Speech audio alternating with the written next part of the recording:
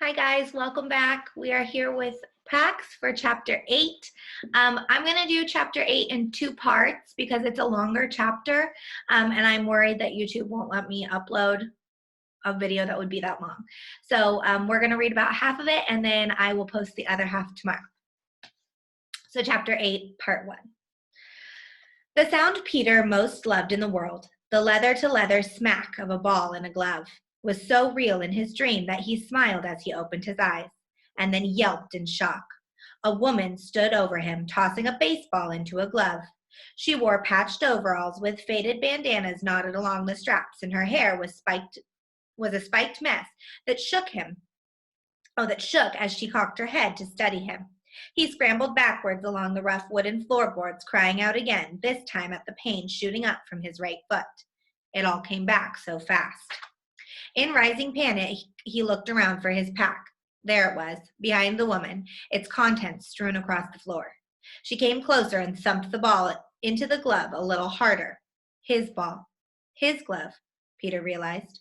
The ball that had been in his pack, the glove that he'd been sleeping on. He strained up. Hey, that's my stuff. What are you doing here? At that, the woman threw back her head and barked something between a laugh and a snort. She pinched the ball and the glove away and crouched down to eye him, one hand wrapped around the clutch of feathers that she wore on a rawhide strip around her neck. This close, Peter could see that she wasn't as old as he'd thought, not much older than his father anyways. A single gray streak bolted through her hair, but her skin was smooth. When she narrowed her eyes and snapped her fingers at his face, it dawned on him that the woman might be crazy. No. This is my barn you broke into, so what are you doing here would be my question.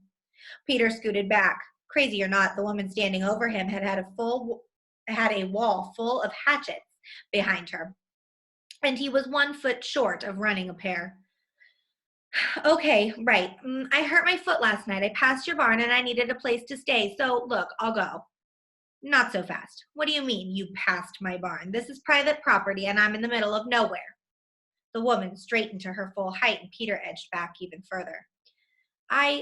I was taking a shortcut home from the practice he had been to the day before flashed before him. He nodded to his baseball glove.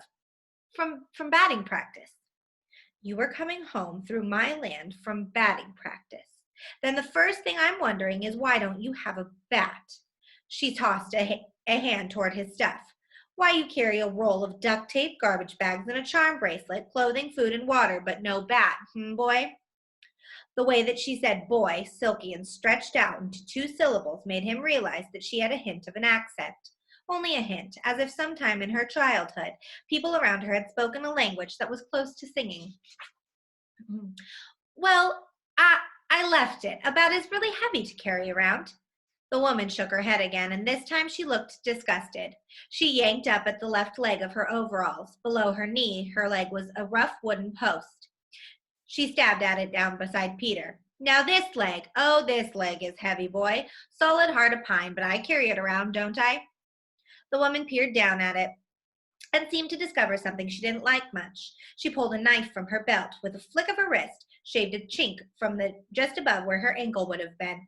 Then she straightened to face Peter again, the knife jabbing directly at him. So, let's try this one more time because I'm very curious now. If you were at batting practice, how is it that you don't have a bat? Peter dragged his gaze up to the woman's face and then back down to her knife. The blade gleamed long and thin with an evil-looking curve to it. She was probably crazy, all right. Probably worse. His heart shuddered into his chest, and his mouth was a desert, but he managed to answer. I don't own one. The woman flashed a half grin and a quick wink. Better. Yes, that has the feel of truth. What's your name? Peter told her. So, no bat, Peter. What's this about your foot? Peter kept his eyes on the knife as he peeled his sweatshirt from his foot. The pain of just the slight movement shocked him. Shudders racked him. And for the first time, he realized how cold he was. I twisted it. The woman crouched down, her wooden leg angled out awkwardly. Peter looked away. Don't move. Before he could even register what was happening, the woman slipped the cool blade of her knife inside his sock and with a quick stroke slid it open. He pressed his lips together to keep from crying out. His foot was as dark and swollen as an eggplant. You walked on this? Peter pointed to the branch beside him. I broke it off, made a cane. His fingers were shaking. He dropped his hand. The woman nodded again and then cupped her hands around his heel. I'm going to move this around, she warned. You ready? No, don't touch it! But the woman began to probe his foot, calling commands. Move your big toe, now all of them, and to the foot, to the side. Peter winced at the pain, but he did everything that she asked. You're lucky, she said, setting Peter's foot down over his sweatshirt. A non-displaced fracture on the 5th metatarsal. That's a single clean break on the outermost bone of the foot. Lucky? How is a broken bone lucky? Peter wondered. The woman reared back, slammed her wooden leg down near his hand, and then stabbed her blade into the wood. Oh, I don't know. Let's see. How is only a broken bone lucky? Okay, I get it. Sorry. She tugged the knife from her leg and pointed it at him. You're young. You'll be in a cast for maybe 6 weeks. Heal just fine. How do you know this stuff? Are you a doctor or something? I was a medic. Another life. The woman hoisted herself up and looked down at Peter as if she had just put it together. A runaway. She crossed her arm over her chest and cocked her head at him. Yes? Are you running away? No, I was just out hiking. She clapped her hands over her ears and frowned. I'm sorry, I couldn't hear you. My lie detector was going off. Try again. Are you running away from home? Peter sighed. Not exactly. Then what exactly are you doing last night, passing through my land with your extra clothes and your supplies? No bat, Peter. Well, I'm not running away from home. I'm running away to home. Oh, that's a twist. Continue. Peter looked out the window over the workbench. Tall pines pierced a pale morning sky, and a bunch of crows argued noisily atop its branches. If there were a story he could tell that would get him out of this barn and back onto the road to Pax, he would tell it. He would disappear into the day, fractured 5th metatarsal and all. But if such a story existed, he couldn't think what it was. He slumped against the wall. The war. It's heading for our town. They'll take the river, and my dad to go serve. My mom died, so it's just us. So he brought me. How old is this father of yours? What? He's 36. Why? Then he didn't have to do anything. If there's a draft for 18 to 20-year-olds. Still kids, easy to brainwash. So if your father went, he volunteered. It was his choice. Let's start with his story off with the truth. That's the rule around here. Okay, sure, he chose to go, and he brought me to my grandfather's and you didn't like it there? That wasn't it. It was, could you put that away? The woman looked down and seemed surprised to find the knife in her hand. Such bad manners, Vola, she chided herself. We've forgotten how to behave with a guest. She tossed the knife onto the workbench. Go on. Okay, I had a fox. I have a fox. We turned him loose. We left him on the side of the road. My dad said that we had to, but I should have never done it. Since the instant they'd driven away, Peter had been tormented by the things that he should have said to his father.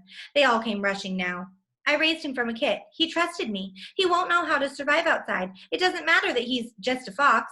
That's what my father calls him, just a fox, as if he's not as good as a dog or something. Yes, you're plenty angry, so you ran. I wasn't angry. I'm not. It's that my fox, he depends on me. I'm going back to get him. Well, now you're not. Change of plans. No, I have to get him and take him home.